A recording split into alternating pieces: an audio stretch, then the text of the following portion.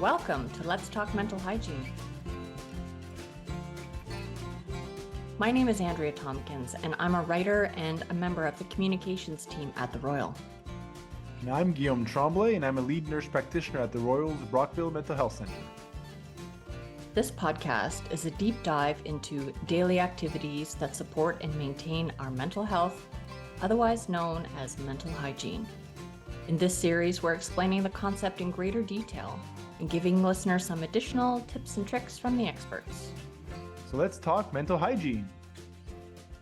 Sometimes with prayer, it depends on the person's experience, but if, for example, someone is trying this for the first time, they may feel that it's a little bit strange, praying using certain words.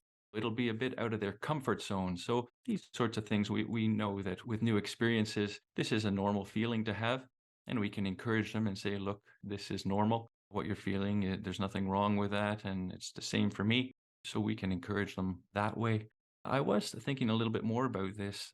Again, it depends on the person's background, but if someone's had a negative experience with a particular religion or experience, coming from a religious context, just being able to remind them that you can separate that from their past experience and that it doesn't necessarily have to be connected in any way.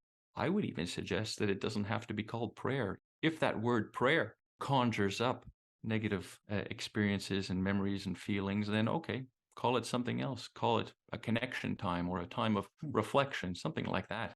Prayer, for some people, the word is neutral or positive, but for those where that word is negative, then we can make suggestions for them to approach it from a different angle.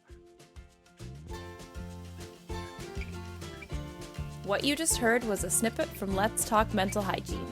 For the full episode, click the SoundCloud or Spotify link in the description below this video. This podcast is brought to you by the Royal Ottawa Healthcare Group. It is produced by Jen Sanger, Digital Media Coordinator at the Royal Ottawa Mental Health Center. For more information about mental hygiene and for mental health resources, visit www.theroyal.ca.